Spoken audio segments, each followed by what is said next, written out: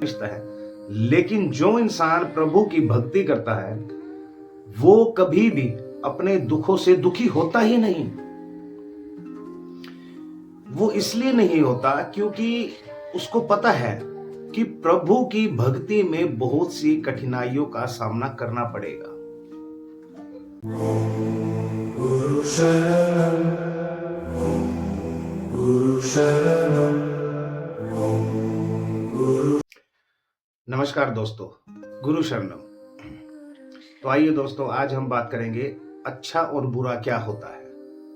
सभी लोगों ने सुना होगा, आप लोगों ने भी, जैसे कि हमें तजुर्बा है, हम अपने तजुर्बे के हिसाब से अपने गुरु की आज्ञा और गुरु के ज्ञान के माध्यम से आज आपसे बात कर रहे हैं कि हमने बहुत से लोगों से सुना है कि मैं जी इतने अच्छे काम करता हूँ, कभी बुरा काम नहीं करता, भक्ति करता हूँ, अपने गुरु की पालना करता हूँ, सुबह मंदिर जाता हूँ, पाठ पूजा करता हूँ, सब काम जो है नियम से करता हूँ, फिर भी इतना परेशान हूँ, मेरे साथ बुरा क्यों होता है।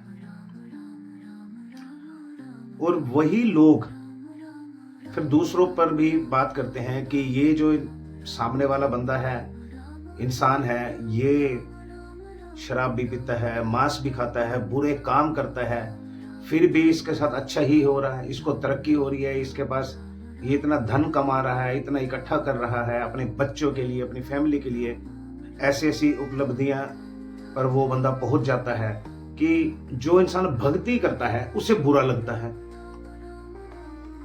तो आइए दोस्तों, आज हम बात करेंगे कि अच्छा और बुरा क्या है।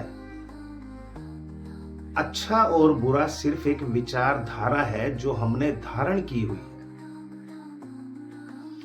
जैसे कि कोई इंसान है, अगर सिर्फ उसने ये विचारधारा अपने अंदर रखी हुई है कि मेरे साथ जो भी हो रहा है वो बुरा है, वो प्रभु को, उस ईश्वर को उस चीज के लिए शिकायतें करता है, कोसता रहता है, सिर्फ इसी चीज के लिए कि मेरे साथ बुरा हो रहा है। ये उसकी विचारधारा है जो उसने धारण की हुई है। अब जैसे कि एक बंदा है जो भक्ति करता है प्रभु की दिन रात, तो उसे तो दुखों की आदत है, और जो भक्ति करता है उसके लिए तो दुख और भक्ति का एक ऐसा रिश्ता है जैसे कि एक माँ और बेटे का, जो कभी दूर हो ही नहीं सकता।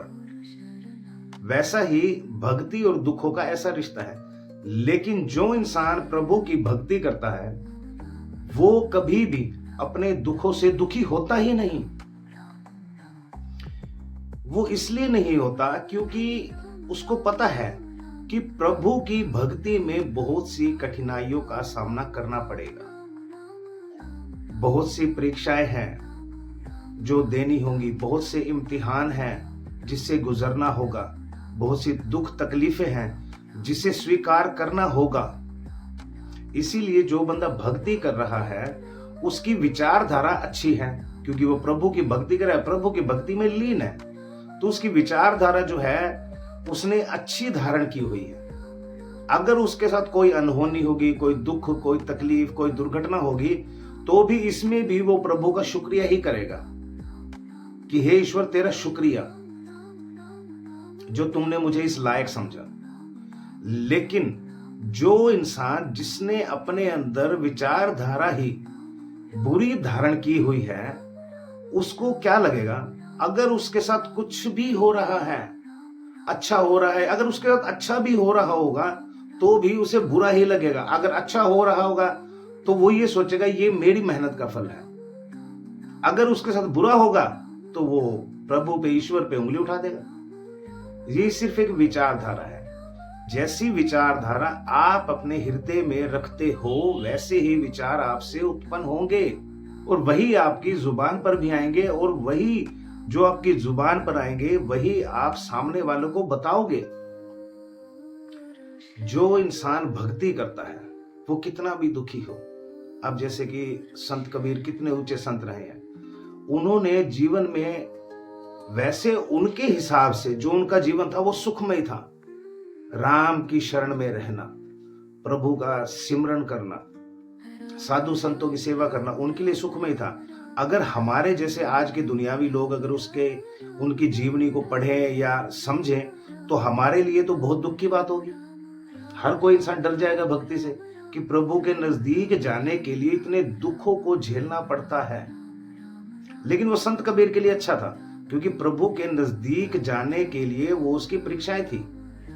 जैसे कि एक बच्चा कॉलेज तक पहुंचने के लिए उसे स्कूल पास करना पड़ता है, फिर कामयाबी तक पहुंचने के लिए उसे कॉलेज पास करना पड़ता है, फिर उसे अच्छी जॉब करनी होती है जिससे वो एक अच्छा कामयाब इंसान बनता है।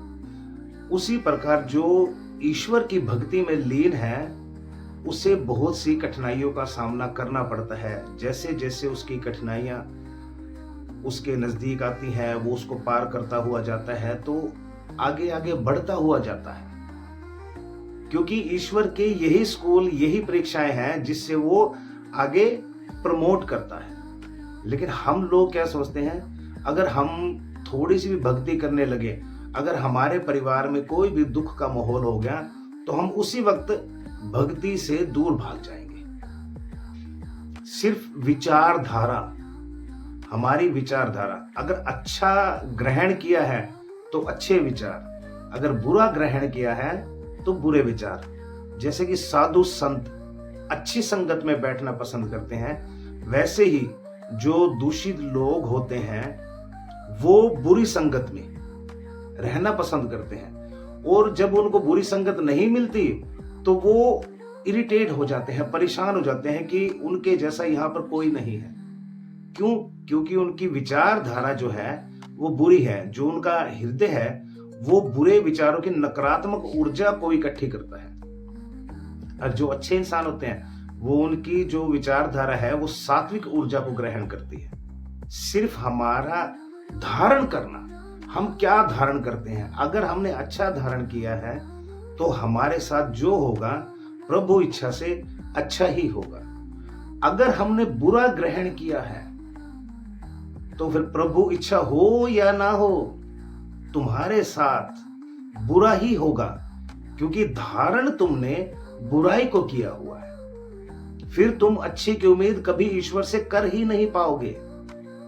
तो मैं सभी से यही प्रार्थना करता हूं कि मेरे जितने भी भाई बहन हैं ये अपनी विचारधारा को सात्विक रखें, क्योंकि जितनी ही सात्विक ऊर्जा हमारे अंदर होगी उतनी ही सात्विक ऊर्जा की विचारधारा हमारे अंदर होगी। अच्छे विचार होंगे, अच्छे वाणी होगी, बुरे विचार होंगे तो बुरी वाणी होगी। तो सभी से यही प्रार्थना है कि अपनी विचारधारा पर गौर करें, आपने ग्रहण क्या किया, अच्छा या बुरा, इस पर गौर जरूर करें। धन्यवाद। गुरु शरण।